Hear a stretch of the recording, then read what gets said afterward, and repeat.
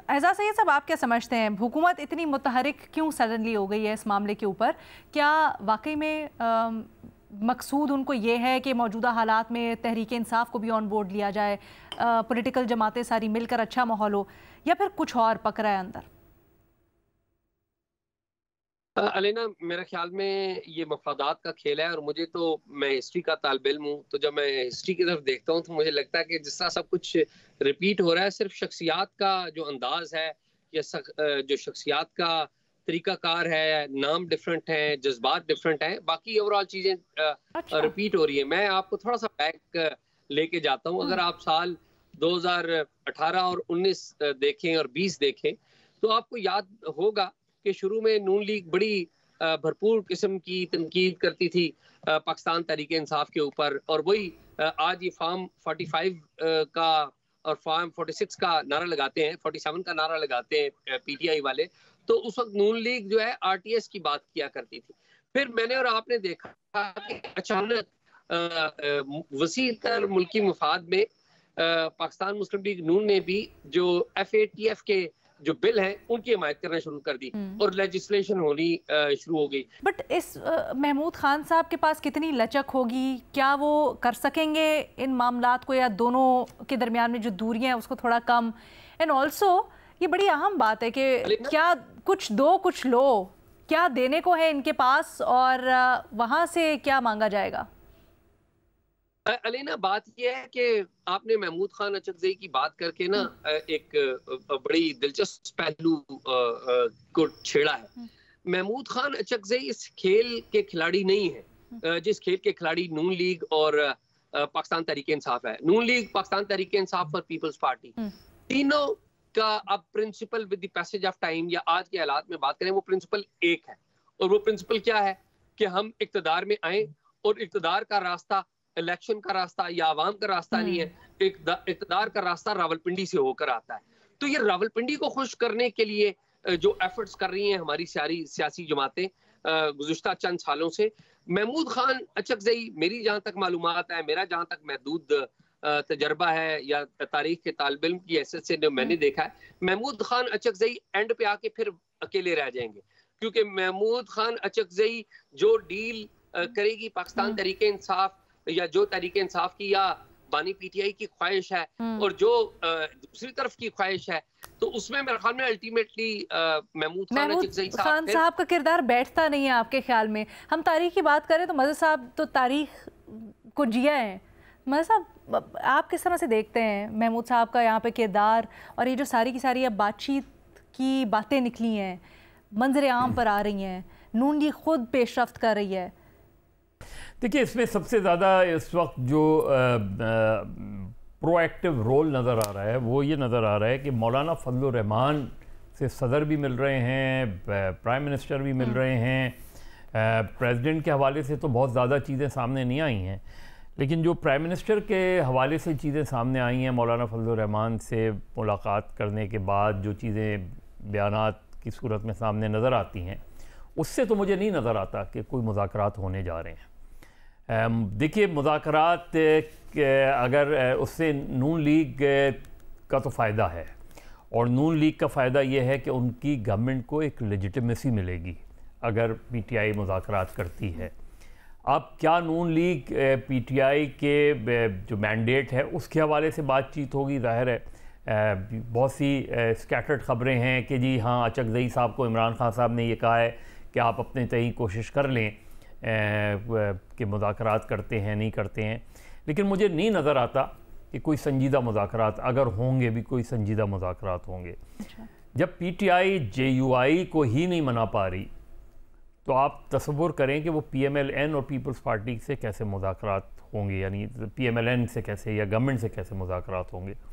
तो मुझे क्यों हो रहे हैं मुज़ाकरात, और ये ख़बरें, इस ख़बरों में अचकजई साहब अपने तई बहुत कोशिश कर रहे हैं। अचकजई साहब की रिस्पेक्ट है, पीपल्स पार्टी में भी उनकी एक रिस्पेक्ट है, पीएमएलएन में भी रिस्पेक्ट है, पीटीआई भी अल्टीमेटली जो उनकी पोजीशन में तब्दीली आई है उसमें। लेकिन ये 6 जमाती इत्तेहाद है, इसमें सिर्फ अचकजई नहीं है, इसमें अख्तर मैंगल भी हैं इसके अंदर, इस इत्तेहाद के अंदर और भी छोटी जमातें जो भी हैं। कहाँ कोई इसका जो जिस तरह आईनी तरमीम के हवाले से तो मुझे नहीं लगता। मुझे लगता है कि जिस वक्त अगला हफ्ता है उसमें एक मूव तो ये है कि जजेस की तादाद बढ़ाने के हवाले से मूव के जजेस की तादाद जो है वो 23 कर दी जाए, सुप्रीम कोर्ट की 23 कर दी जाए। उसमें ज़ाहिर है एक इख्तलाफ सामने आएगा अपोजिशन की तरफ से। तो मुझे टू बी वेरी ऑनेस्ट आज जो खबर छपी है अंसार अब्बासी साहब की, मुझे नहीं लगता कि कोई संजीदा मुज़ाकरात होने जा रहे हैं। कॉन्टैक्ट्स होते रहते हैं, एक दूसरे से कॉन्टैक्ट्स वो करते रहते हैं। जो इस वक्त पीटीआई की लीडरशिप है जो बाहर है, असद कैसर साहब, वो अपना उनके ताल्लुकात सब जगह हैं। महज ताल्लुकात का एक दूसरे से होना, एक दूसरे से टेलीफोनिक कॉन्वर्सेशन होना, वो बुनियाद नहीं फराम करता कोई बामकसद और मुज़ाकरात की इस वक्त।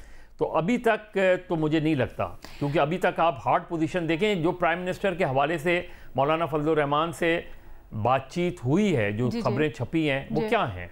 उसमें तो पीटीआई को आइसोलेट करने की बात की गई है कि मौलाना मौलाना की इकबाल साहब अभी ये सुनाया भी ना हमने कि उन्होंने भी इसी तरह की बात की कि एनआरओ चाहते हैं, नहीं मिलेगा and all of that. Khawaja Asif साहब ने भी बड़ी दिलचस्प बात की जिसके ऊपर मैं सवाल करूंगी, लेकिन वो हाउस के लिए ओपन है, जो भी जवाब देना चाहे। ख्वाजा आसिफ साहब वज़ीर दिफा, वो ये बात क्यों कर रहे हैं कि जी पीटीआई से मुज़ाकरात नहीं होने चाहिए? जब उनसे क्लियर कट सवाल हुआ, कहते ना तो मैं उस कमेटी का मेंबर हूँ ना कुछ हूँ, लेकिन मेरे ख्याल में मुज़ाकरात नहीं होने चाहिए। कोई भी आंसर करना चाहे? कोई नहीं करना चाहता। देखिए आप ख्वाजा आसिफ साहब ले लें, एहसन इकबाल ले लें, एक बहुत ही पीएमएलएन के अंदर, क्योंकि एक बेसिक चीज़ है जो पीएमएलएन इस वक्त पीएमएलएन नहीं चाहती कि पीटीआई ऊपर आए। बहुत सिंपल सी बात है। ज़ाहिर क्लैश ऑफ कॉन्फ्लिक्ट इन्हीं दो जमातों का है ना, और पंजाब है कॉन्फ्लिक्ट मेन, कि पंजाब में पीटीआई ने इन रोड्स किया है।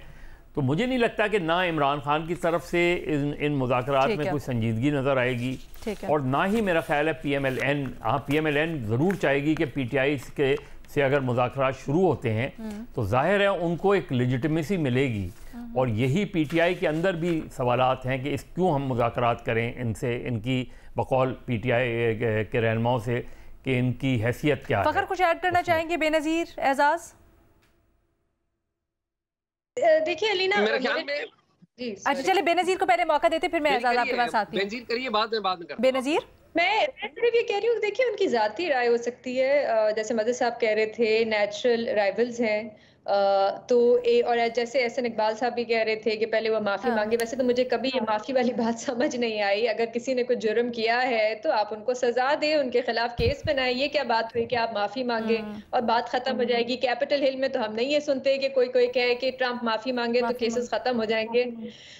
लेकिन मेरे ख्याल से ये उनकी जाती राय हो सकती है, लेकिन इस खबर से तो ये लग रहा है कि कहीं और से भी अब थोड़ा सा पुश आ रहा है कि पीटीआई से बातचीत की जाए, और मामला थोड़ा सा आगे बढ़ रहा है। अगर कमेटियां भी बनाई जा रही हैं तो एजाज ने भी इसी तरफ इशारा किया है।